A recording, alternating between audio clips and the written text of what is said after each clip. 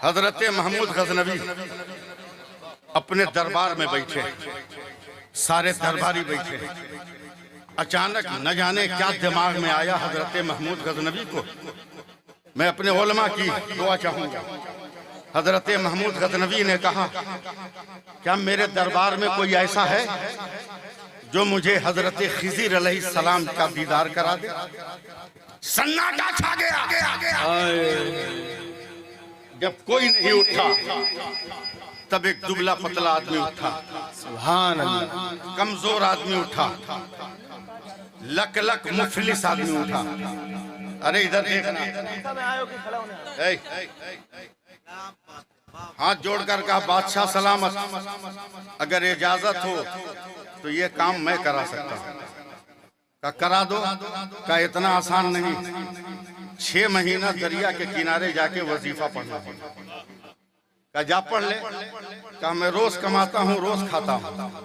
अगर मैं 6 महीना दरिया के किनारे रहूंगा तो मेरे बाल बच्चों का क्या होगा? हजरत महमूद गजनवी ने ऐलान किया, सरकारी खजाने से उनके अखराजात पूरा किए गए। 6 महीना 1 दिन हो गया, मगर उस आदमी का सैयद साहब की पता नहीं। पकड़वा के मंगवाया, बोला इतने दिन हो गए दीदार नहीं हुआ। बोला हुजूर बहुत कठिन वजीफा, 6 महीना और लगेगा। कहा जाओ। बोला फिर 6 महीना कौन खिलाएगा मेरे बाल बच्चों को? ऐलान हुआ बादशाह हिंद का, मेरे खजाने से अखराजात पूरे होंगे। आप सुनिए, 1 साल 10 दिन हो गए, मगर उस आदमी का पता नहीं। तलाश करके हजरत महमूद गजनवी ने बुलवाया। भरे दरबार में वो इंसान खड़ा है। क्या तुमने अभी तक दीदार क्यों नहीं कराया? तब वो गरीब आदमी थर थर कांपने लगा, हाथ जोड़कर रोने लगा कि आप बादशाह मुझे माफ कीजिए, ये काम मेरा है ही नहीं। बोला साल भर तुमने मुझको फरेब में रखा। बोला सरकार मजबूरी थी। क्या मजबूरी? का 1 साल पहले तक मेरे बाल बच्चे कभी भरपेट खाना नहीं खाए। जब आपने ये सवाल किया तो अचानक मेरे दिमाग में बात आई कि अगर मैं आपको फरेब का शिकार बना लूं तो कम से कम मेरे बच्चे साल भर भरपेट खाना तो खा लेंगे। अब जो सजा देनी है दे लीजिए। बादशाह हिंद ने गुस्से में कहा, कौन है जो इस मक्कार के लिए सजा तजवीज करे? एक दरबारी उठा, उसने कहा बादशाह सलामत, इसके जिस्म की बूटियां बनाकर फेंक दी जाए। एक बड़ा गोरा चिट्टा लंबा चौड़ा आदमी खड़ा हुआ, जोर से चिल्लाया, सुभान अल्लाह, बहुत अच्छा फैसला। फिर हजरत महमूद गजनवी ने कहा, और कोई है जो इससे डेंजर फैसला दे? एक दरबारी उठा, उसने कहा बादशाह सलामत, सिर्फ गोश्त की बूटियां न बनाई जाए, बल्कि उन बूटियों को कुत्तों के सामने फेंक दिया जाए। फिर वही आदमी खड़ा हुआ गोरा चिट्टा, दोनों हाथ उठा के बोला, सुभान अल्लाह, बहुत अच्छा फैसला। महमूद गजनवी का जलाल आसमान पर है। और कोई है? तब महमूद गजनवी के प्यारे गुलाम हजरत आयाज। अब यहीं से आप लोगों की दुआ की जरूरत है। हजरत आयाज उठे, का बादशाह सलामत, साल भर आपने इसके बच्चों का खर्चा चलाया, क्या आपका आपका माल आपकी दौलत कम पड़ गए? बोला नहीं।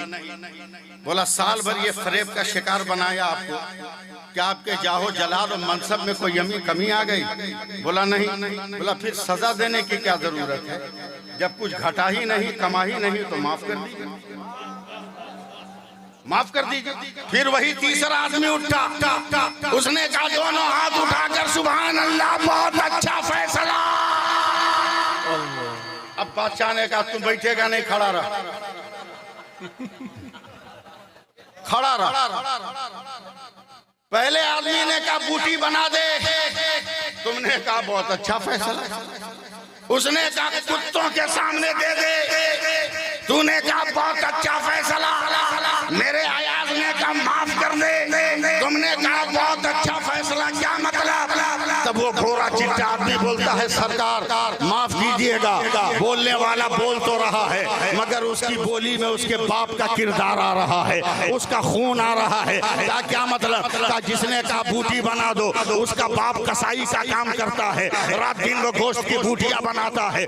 दूसरे ने कहा कुत्तों के सामने डाल दो, तो उसका बाप दूसरे बादशाह के यहाँ कुत्तों को गोश्त की बूटियां डालता है। तो जो बाप का किरदार है वही बेटे का किरदार है। कहा अयाज के बारे में क्या कहोगे? कहा वो हुसैन का बेटा है और हुसैन माफ करते हैं, इसलिए बेटा भी माफ कर रहा है।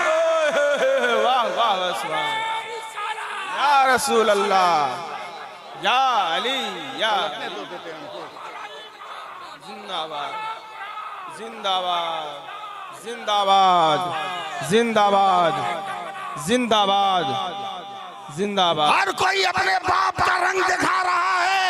वजीरपुर वालों अपने मुकद्दर पे भी नाज करो। मेरे दाहिने तरफ जो बैठा है ये भी मुस्तफा की औलाद है, और जो बाएं बैठा है वो भी मुस्तफा की औलाद है। नारे तकबीर, नारे रिसालत, औलादे गौसे आजम, औलादे रसूल, नारे तकबीर, नारे रिसालत।